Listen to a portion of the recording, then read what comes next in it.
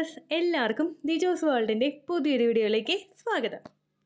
ഇന്നത്തെ വീഡിയോയിൽ ഞാൻ സംസാരിക്കുന്നത് നിങ്ങൾ ഇംപ്ലാന്റേഷൻ നടക്കുന്ന സമയത്ത് ചെയ്യാനായിട്ട് ഒട്ടും തന്നെ പാടില്ലാത്ത 4 കാര്യങ്ങളെ പറ്റിയിട്ടാണ്.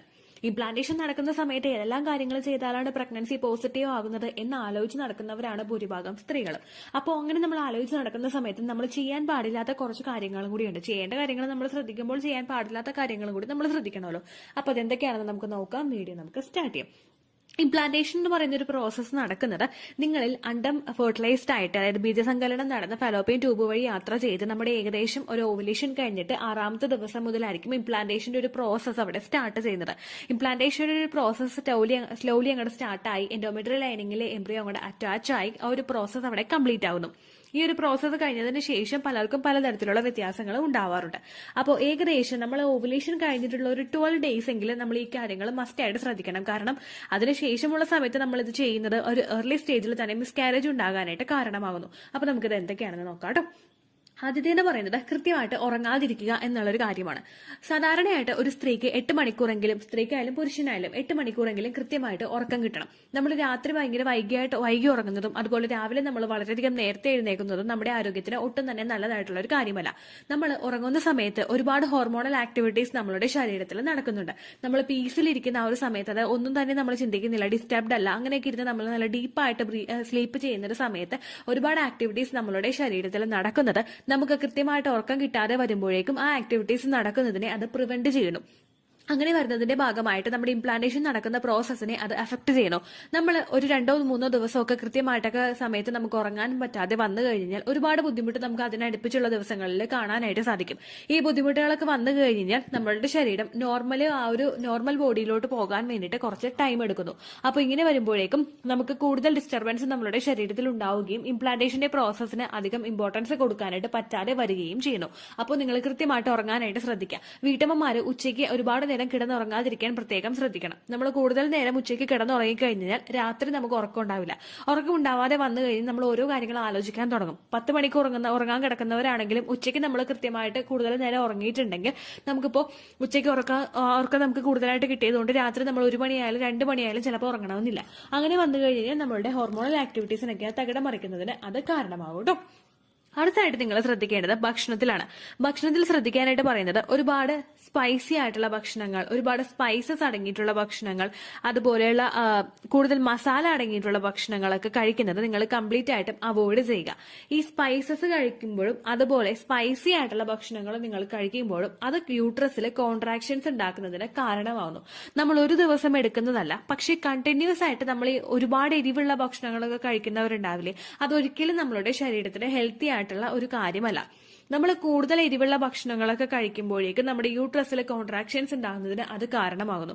അത് മാത്രമല്ല, ഇപ്പൊ നമ്മൾ ഓവുലേഷൻ വരെ ഒരു ഡ്രിങ്ക്സ് കഴിക്കാനായിട്ട് എല്ലാവരോടും പറയാറുണ്ട്. അതാണ് ഗ്രാമ്പൂ, അതായത് ക്ലോസ് വാട്ടർ. ഇത് ഓവുലേഷൻ വരെ കഴിക്കാനാണ് പറയുന്നത്. ഓവുലേഷന് ശേഷമുള്ള ദിവസങ്ങളിൽ നമ്മളത് കഴിക്കുന്നത് നമുക്ക് ഏർലി സ്റ്റേജിൽ തന്നെ പീരിയഡ്സ് ഇൻഡ്യൂസ് ചെയ്യുന്നതിന് അത് കാരണമാകുന്നു. നമ്മുടെ യൂട്രസിലെ കോൺട്രാക്ഷൻസ് ഉണ്ടാക്കുന്നു, നമ്മുടെ ഇംപ്ലാന്റേഷൻ ഫെയിൽ ആകുന്നതിനും അത് കാരണമാകുന്നു. അതുകൊണ്ട് തന്നെ ഒരുപാട് സ്പൈസി ആയിട്ടുള്ള ഭക്ഷണങ്ങളും സ്പൈസസ് ആയിട്ടുള്ള സുഗന്ധവ്യഞ്ജനങ്ങളായിട്ടുള്ള വസ്തുക്കളും ഉപയോഗിക്കുന്നത് നിങ്ങൾ കംപ്ലീറ്റ് ആയിട്ട് കുറയ്ക്കുക കേട്ടോ. കറുവപ്പട്ട ഒന്നും കൂടുതലായിട്ട് കഴിക്കാനായിട്ട് പാടില്ല. അതുപോലെ ഒരുപാട് മസാല നിങ്ങൾ കറിക്ക് ആഡ് ചെയ്തിട്ട് കഴിക്കാനായിട്ട് പാടില്ല കേട്ടോ. അതുപോലെ തന്നെ ഞാൻ ഒരുപാട് വീഡിയോസിൽ പറയുന്നത് പോലെ തന്നെ പുറത്തുനിന്ന് ഭക്ഷണം കഴിക്കുന്നത്, അത് ഏത് ഭക്ഷണമായാലും കഴിക്കുന്നത് നിങ്ങൾ കുറയ്ക്കുക. വീട്ടിലുണ്ടാക്കിയിട്ടുള്ള ഹെൽത്തി ആയിട്ടുള്ള ഭക്ഷണങ്ങൾ കഴിക്കുക. നിങ്ങൾ ഫ്രൂട്ട്സ് കഴിക്കുക ധാരാളം, അതുപോലെ തന്നെ വെജിറ്റബിൾസ് കഴിക്കുക കേട്ടോ, നട്ട്സ് കഴിക്കുക, ഇതെല്ലാം നല്ലതായിരിക്കും കേട്ടോ.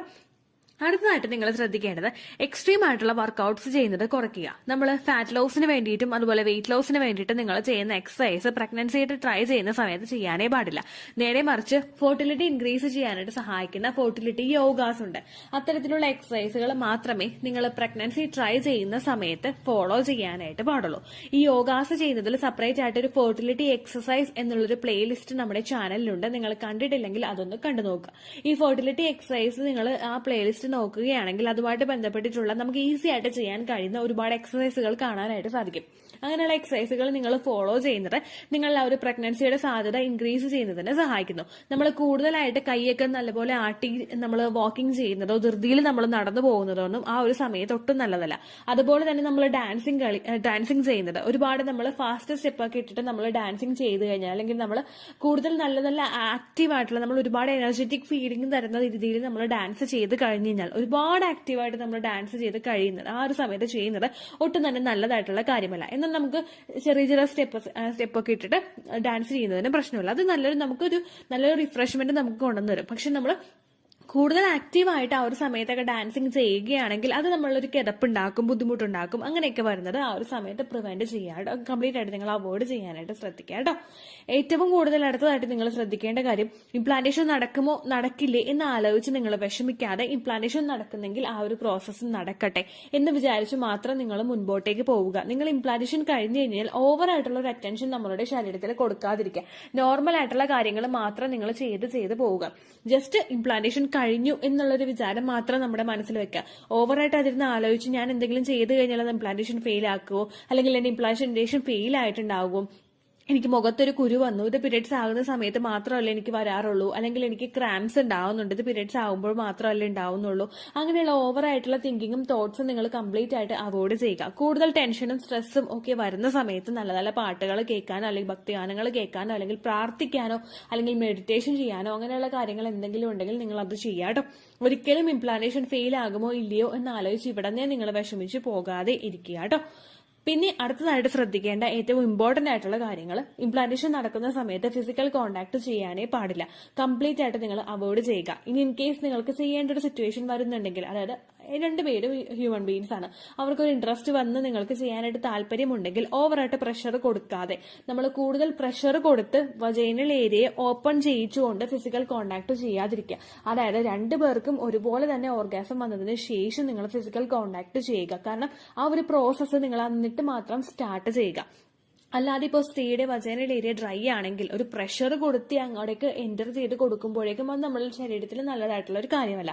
അങ്ങനെ നമ്മൾ കൂടുതൽ പ്രഷർ നമ്മുടെ ശരീരത്തിൽ കൊടുക്കുമ്പോഴേക്കും ഒരിക്കലും സ്ത്രീകൾക്ക് ആ ഒരു പ്രോസസ്സ് എൻജോയബിൾ ആവില്ല. അങ്ങനെ വന്നു കഴിഞ്ഞാൽ ശരീരത്തിനും അതിനായിട്ടുള്ള ബുദ്ധിമുട്ടുകളൊക്കെ നമുക്ക് കാണിച്ചു തരാനായിട്ട് തുടങ്ങും. അതുകൊണ്ട് ഒരിക്കലും സ്ത്രീക്ക് ഓർഗാസം വരാത്ത സമയത്ത് ഫിസിക്കൽ കോൺടാക്ട് ചെയ്യാതിരിക്കുന്നതാണ് ഇംപ്ലാന്റേഷൻ നടക്കുന്ന സമയത്ത് നല്ലത്.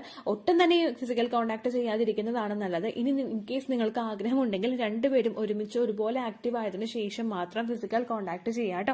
ഇത്രയും കാര്യങ്ങൾ നിങ്ങൾ കൃത്യമായിട്ട് ശ്രദ്ധിക്കുകയാണെങ്കിൽ ഉറപ്പായിട്ട് നിങ്ങൾക്ക് പ്രഗ്നൻസി സക്സസ്ഫുൾ ആകാനായിട്ട് അത് ഹെൽപ്പ് ചെയ്യും. ഒരുപാട് പേര് നമ്മുടെ ചാനൽ ഫോളോ ചെയ്തിട്ട് പ്രഗ്നന്റ് ആയിട്ടുണ്ട് എന്ന് പറയുന്നുണ്ട്. ഓരോ ദിവസവും ഞാൻ സക്സസ് സ്റ്റോറീസ് ഇടുന്നത് നിങ്ങൾക്ക് ജസ്റ്റ് ഒരു മോട്ടിവേഷൻ തരാൻ വേണ്ടിയിട്ടാണ്. ഒരുപാട് പേര് പറയുന്നുണ്ട് ഇത് പറഞ്ഞ കാര്യം തന്നെയല്ലേ എന്ന് പറയുന്നുണ്ട്. പക്ഷെ പറഞ്ഞ കാര്യമല്ലാതെ ഇതിൽ കൂടുതലായിട്ട് നമ്മൾ എന്ത് പറയാനാണ്? അപ്പോൾ കൂടുതലായിട്ട് ആളുകൾ കേൾക്കുമ്പോഴേക്കും അവർക്ക് ഒരു ഇൻഫർമേഷൻ കിട്ടുന്നു. അപ്പൊ ഇന്ന ഭക്ഷണം കഴിച്ചാലേ റിസൾട്ട് ഉണ്ടാവുള്ളൂ എന്നുള്ളൊരു കാര്യം, ഒരു തിങ്കിങ് അവരുടെ മനസ്സിലോട്ട് വരുന്നു. പിന്നെ കേട്ടോണ്ടിരിക്കുന്നവർ മാത്രമല്ലല്ലോ, പുതിയതായിട്ട് വ്യൂവേഴ്സ് വരുമ്പോഴേക്കും അവർക്ക് നമ്മൾ അതിനനുസരിച്ച് ഇൻഫർമേഷൻ പറഞ്ഞു കൊടുക്കണ്ടേ. ഓക്കെ, ഇത്രയേ ഉള്ളൂ വീഡിയോ. യൂസ്ഫുൾ ആയി കാണുമെന്ന് വിശ്വസിക്കുന്നു. യൂസ്ഫുൾ ആവുന്നുണ്ടെങ്കിൽ ലൈക്ക് ചെയ്യുക, ഫ്രണ്ട്സിനൊക്കെ ഷെയർ ചെയ്ത് കൊടുക്കുക കേട്ടോ. എന്തെങ്കിലും സംശയം ഉണ്ടെങ്കിൽ നിങ്ങൾ കമന്റ്സിൽ ചോദിക്കുക. പണ്ടത്തെ വീഡിയോയ്ക്ക് കമന്റ്സ് ഇടുന്നവർക്ക് റിപ്ലൈ ലഭിക്കുന്നില്ലെങ്കിൽ ലേറ്റസ്റ്റ് ആയിട്ട് ഞാൻ ഏത് വീഡിയോ ആണോ അപ്ലോഡ് ചെയ്യുന്നത് അതിന് താഴെ കമന്റ് ഒന്ന് കോപ്പി പേസ്റ്റ് ചെയ്യാനായിട്ട് ശ്രദ്ധിക്കുക കേട്ടോ. അതുപോലെ ഓവുലേഷൻ ഡേറ്റ് കാൽക്കുലേറ്റ് ചെയ്ത് തരാനായിട്ട് റിക്വസ്റ്റ് ചെയ്യുന്ന ആളുകൾ എത്രയാണോ സൈക്കിൾ ലെങ്ത് അത് മെൻഷൻ ചെയ്യാനായിട്ട് ശ്രദ്ധിക്കുക. സൈക്കിൾ ലെങ്ത് എന്നതുകൊണ്ട് ഉദ്ദേശിച്ചത് ഓരോ മാസവും എത്ര ദിവസം കൂടുമ്പോഴാണോ ബ്ലീഡിങ് വരുന്നത് അതാണ് സൈക്കിൾ ലെങ്ത്. കഴിഞ്ഞ മാസം ഒരു 8-ാം തീയതിയാണ് ബ്ലീഡിങ് ആയതെങ്കിൽ ഈ മാസം 6-ാം തീയതിയാണ് ബ്ലീഡിങ് ആയതെങ്കിൽ കഴിഞ്ഞ മാസം 8-ാം തീയതി മുതൽ ഈ മാസം 6-ാം തീയതി വരെ എത്ര ദിവസമുണ്ടോ അത് കാലണ്ടറിൽ എണ്ണി തിട്ടപ്പെടുന്നതാണ് നിങ്ങളുടെ സൈക്കിൾ ലെങ്ത്. സൈക്കിൾ ലെങ്ത് നമ്മൾ കൃത്യമായിട്ട് കാൽക്കുലേറ്റ് ചെയ്യുകയാണെങ്കിൽ ഓവുലേഷൻ ഡേറ്റ് എളുപ്പത്തിൽ കണ്ടുപിടിക്കാൻ വേണ്ടിയിട്ട് ഒരുപാട് ആപ്ലിക്കേഷൻസും ഒരുപാട് ഓൺലൈൻ ആയിട്ടുള്ള വെബ്സൈറ്റുകളും ഇന്ന് നമുക്ക് അവൈലബിൾ ആണ്. പ്ലേ സ്റ്റോറിൽ പോയിട്ട് ഓൺലൈൻ ഓവുലേഷൻ ട്രാക്കർ എന്ന് ടൈപ്പ് ചെയ്ത് കഴിഞ്ഞാൽ നിങ്ങൾക്ക് അതുമായിട്ട് ബന്ധപ്പെട്ടിട്ടുള്ള ആപ്ലിക്കേഷൻസ് കിട്ടും. അത് പറ്റുന്നില്ല എങ്കിൽ ഗൂഗിളിൽ പോയിട്ട് ഓൺലൈൻ ഓവുലേഷൻ കാൽക്കുലേറ്റർ എന്ന് ടൈപ്പ് ചെയ്ത് കഴിഞ്ഞാൽ അതുമായിട്ട് ബന്ധപ്പെട്ടിട്ടുള്ള വെബ്സൈറ്റുകൾ നിങ്ങൾക്ക് കിട്ടും. അതിൽ നിങ്ങളുടെ ലാസ്റ്റ് മന്തിലെ മെൻസ്ട്രേഷൻ്റെ ഡേറ്റും ഒപ്പം ഞാൻ ഈ പറഞ്ഞ രീതിക്ക് നിങ്ങൾ കാൽക്കുലേറ്റ് ചെയ്യുന്ന സൈക്കിൾ ലെങ്ത്തും എൻ്റർ ചെയ്ത് കൊടുക്കുകയാണെങ്കിൽ നിങ്ങൾക്ക് കൃത്യമായിട്ട് ഓവുലേഷൻ ഡേറ്റ് കണ്ടുപിടിക്കാനായിട്ട് സാധിക്കും. ഫെർട്ടൈൽ ടൈം പീരീഡും നിങ്ങൾക്ക് കിട്ടും. അതായത് എത്ര ദിവസം മുതൽ കോൺടാക്ട് ചെയ്ത് തുടങ്ങിക്കഴിഞ്ഞാൽ നിങ്ങൾ പ്രഗ്നൻ്റ് ആകും എന്നുള്ളൊരു ഡേറ്റും നിങ്ങൾക്ക് പ്രോപ്പറായിട്ട് കിട്ടും കേട്ടോ. ഇത് കാൽക്കുലേറ്റ് ചെയ്യുന്ന സമയത്ത്, സൈക്കിൾ ലെങ്ത് കാൽക്കുലേറ്റ് ചെയ്യുന്ന സമയത്ത് നിങ്ങളുടെ ആ ഒരു കലണ്ടറിൽ നോക്കി തന്നെ നിങ്ങൾ കാൽക്കുലേറ്റ് ചെയ്യുക. പല മാസങ്ങളിലും 30-31 ദിവസമുണ്ട്, അതുകൊണ്ടാണ് അങ്ങനെ പറഞ്ഞത്. ഒപ്പം നിങ്ങൾക്ക് ബ്ലീഡിങ് തുടങ്ങിയ ദിവസത്തിന് വേണം നിങ്ങൾ ഡേ 1 ആയിട്ട് എടുക്കാൻ വേണ്ടിയിട്ട്. സ്പോട്ടിങ് തുടങ്ങിയ ദിവസത്തിനെ, അതായത് ചെറുതായിട്ട് ഡിസ്ചാർജ് പോയി തുടങ്ങിയ ദിവസത്തിനെ നിങ്ങൾ കൺസിഡർ ചെയ്യേണ്ട ആവശ്യം ഇല്ല കേട്ടോ. അപ്പോൾ ഇത്രയേ ഉള്ളൂ വീഡിയോ. അടുത്തൊരു വീഡിയോ ആയിട്ട് നമുക്ക് വീണ്ടും കാണാം. ബൈ.